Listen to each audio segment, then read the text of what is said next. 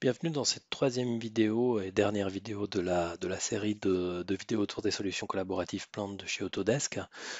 Aujourd'hui, on va s'intéresser donc à l'utilisation des serveurs d'entreprise, hein, donc d'Autodesk Vault qui est notre solution on-premise, pour collaborer autour des outils de tuyauterie Plante 3D. Alors, utiliser des serveurs d'entreprise, qu'est-ce que ça veut dire? Ça veut dire qu'on va utiliser des bases de données SQL sur des serveurs en combinaison ou non avec l'outil Autodesk Vault. Les projets plantes, sachez qu'ils peuvent posséder une base de données SQL Server qui peut être gérée à partir de serveurs d'une machine virtuelle ou d'un serveur physique par exemple. Le principe du paramétrage, c'est que le projet se situe sur le serveur ou sur le réseau d'entreprise et la base de données est gérée par un serveur, là pour le coup, hein. Donc on a un Windows Server installé qui fait tourner un SQL Server. Les catalogues et les classes de tuyauterie sont soit sur le réseau, soit directement sur un serveur ou un serveur dédié, bien évidemment. Euh, Ici, dans cette dernière vidéo, on va surtout parler, surtout faire un focus sur l'intégration Vault. On va parler plutôt de la partie gestion et intégration dans tout le projet plante, dans le project manager, dans le gestionnaire de projet. On va faire quelques exemples également pour les administrateurs, hein, qui souhaitent utiliser le client Vault. Les utilisateurs n'en ont pas besoin. Et le principe, ça va être de travailler sur un projet local qui va se synchroniser avec le contenu du coffre-fort qui contient le projet Plante dans Vault. Alors, l'architecture, elle est très...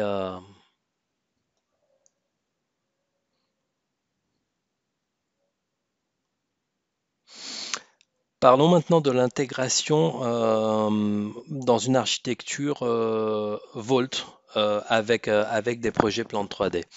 Le principe, comme nous l'avons expliqué, c'est que nous avons des utilisateurs qui ont le projet en local, dans l'espace de travail local sur leur machine, et que sur le ou les serveurs, en fait, nous avons une base de données SQL Server qui est hébergée donc dans une instance SQL Server sur un serveur, et éventuellement sur un autre, une instance SQL de Vault où est contenue toute la base de données projet.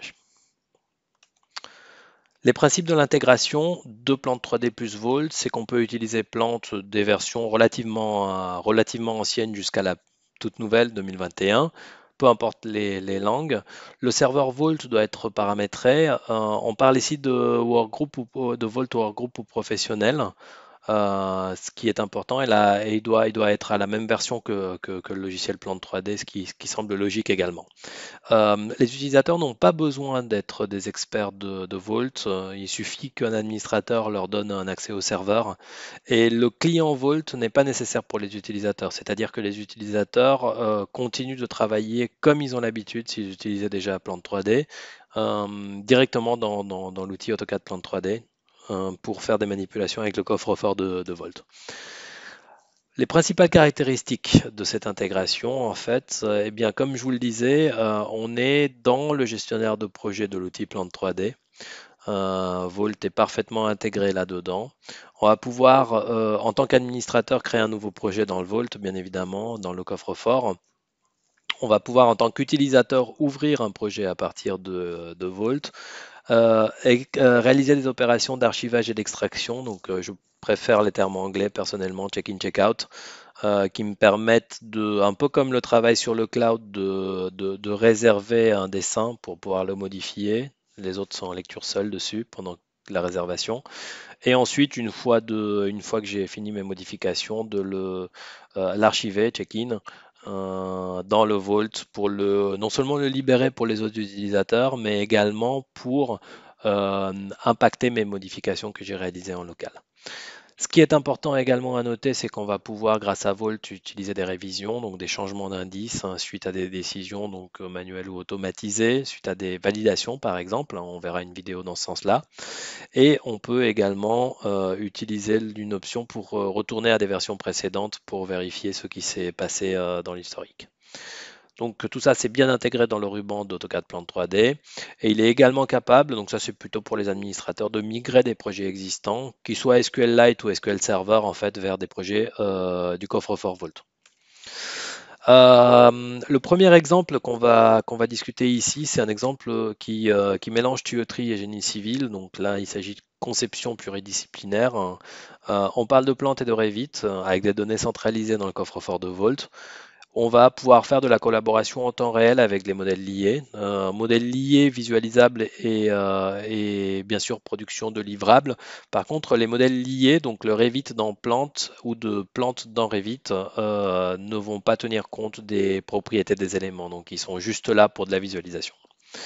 Regardons cet exemple via une courte vidéo en fait en termes de conception pluridisciplinaire centralisée dans le Vault.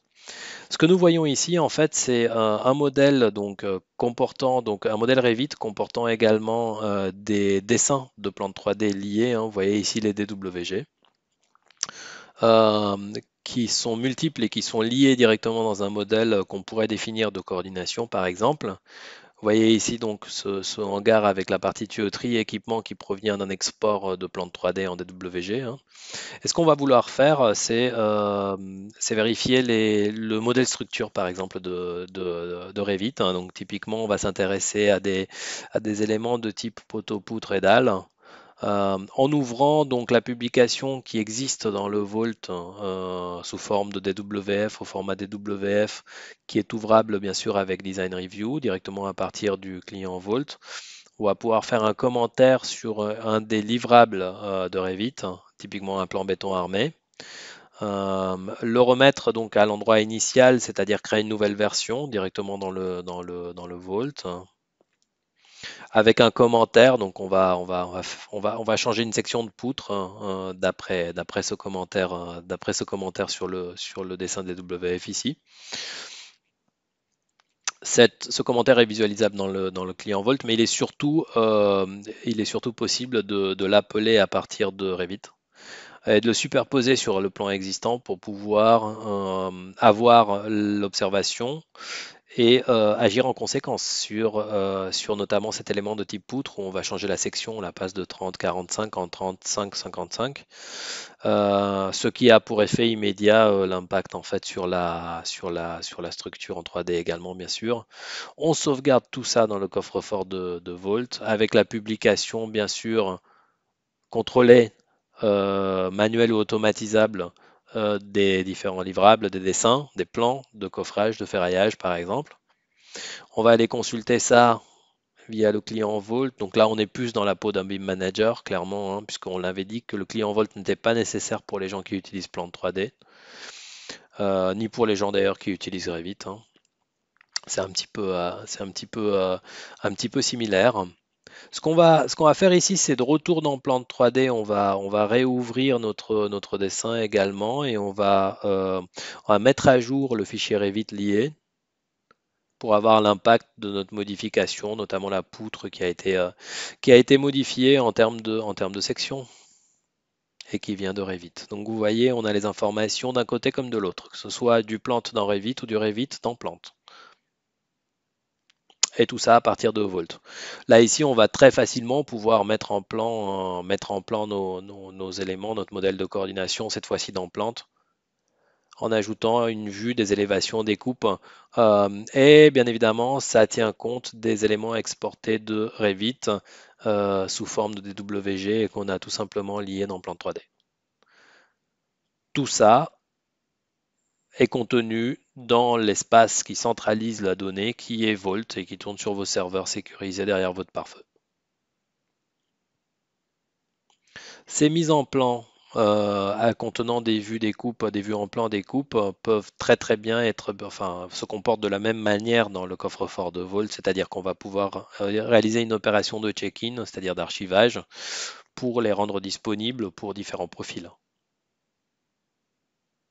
On va pouvoir les visualiser, donc un rôle de BIM manager qui n'utilise pas forcément Plant va pouvoir très facilement les visualiser directement dans un client Vault sous forme de format DWF. En fait, on va avoir ces Design Review qui tournent derrière ce visualiseur dans le client de Volt. Voici le premier exemple. Passons maintenant au deuxième exemple en fait qui va s'intéresser plutôt à la partie coordination et livrable. On va faire de la coordination centralisée dans Volt. Donc, on va utiliser bien sûr Navisworks Manage avec des données centralisées dans le Volt, donc des données de Revit, de plan de 3D. L'idée, c'est de collaborer en temps réel et de faire de la détection de clash avec Navisworks, avec les propriétés natives, donc révision graphique et également détection de clash avec les propriétés natives des modèles et Revit et plan de 3D. Donc là, on est passé au stade supérieur, c'est-à-dire qu'on conserve l'intelligence des deux, y compris à l'intérieur des objets des deux modèles fournis par des systèmes différents que sont Revit et Plan 3D.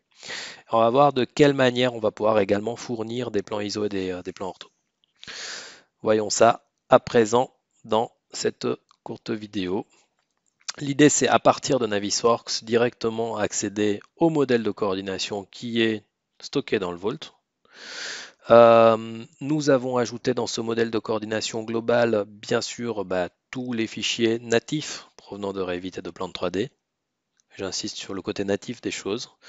On va pouvoir les extraire pour utilisation, réaliser comme d'habitude avec un Navisworks une étude de clash par exemple entre le piping et la partie aérolique de Revit, typiquement des gaines ou des chemins de câbles, me semble-t-il dans cet exemple-là.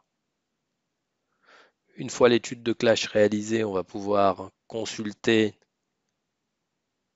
les différentes propriétés des objets, qu'elles proviennent de plantes ou de Revit. Là, typiquement, c'est un Showman Cab provenant de Revit que nous voyons à l'écran.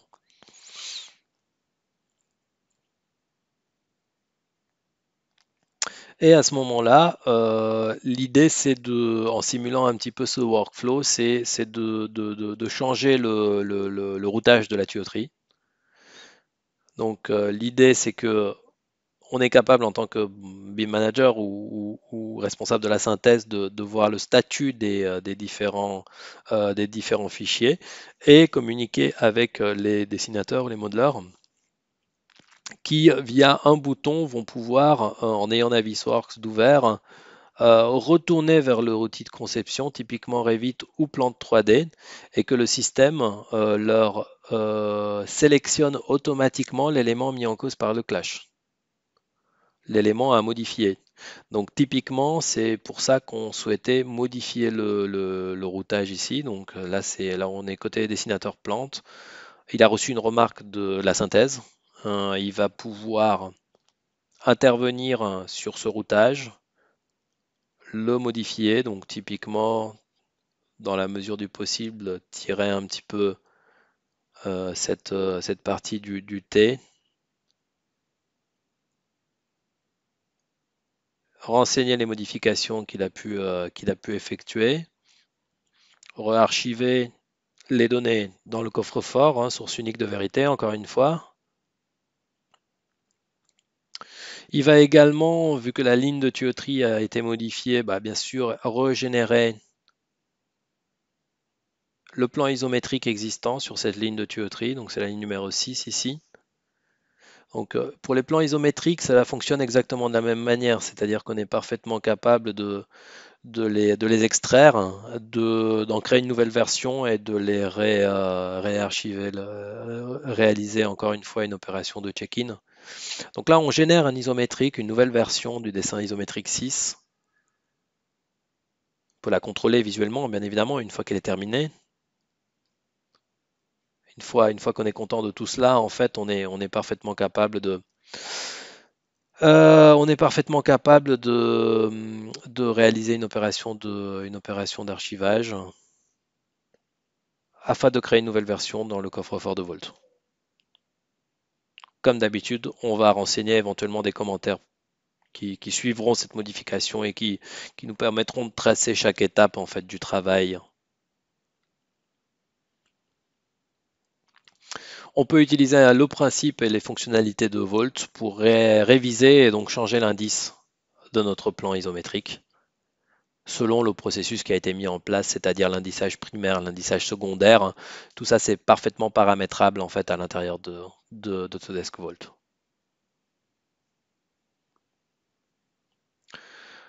De retour dans le rôle du BIM Manager, qui lui utilise plutôt le client Vault plutôt que d'utiliser Plant 3D ou Revit. Il ne fait pas forcément de design et on va pouvoir voir les différentes modifications, notamment sur le fichier géométrique, avec, avec ses renseignements en termes de coordonnées et comparer les deux versions pour voir l'application, le changement qui a été effectué ici sur cet élément.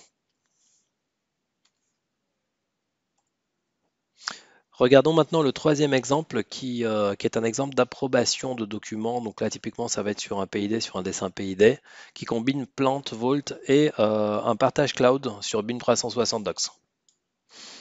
Dans cet exemple, les données sont encore une fois centralisées dans le coffre-fort de Vault. On va utiliser les workflows présents et préparamétrés en fait dans Vault et le partage cloud. Donc pour cela, on va faire une validation interne du document projet. Donc bah, typiquement un document PID et puis on va le partager sur le cloud pour les externes, pour les intervenants externes, qu'on peut déclencher soit à la main, soit par un workflow de Vault. Il est possible de télécharger, charger bien sûr sur le cloud ou de synchroniser tout simplement. Donc ça, c'est des choses qui peuvent être programmées de manière calendaire ou via un événement. Pourquoi pas un changement de propriété ou un changement d'indice de révision.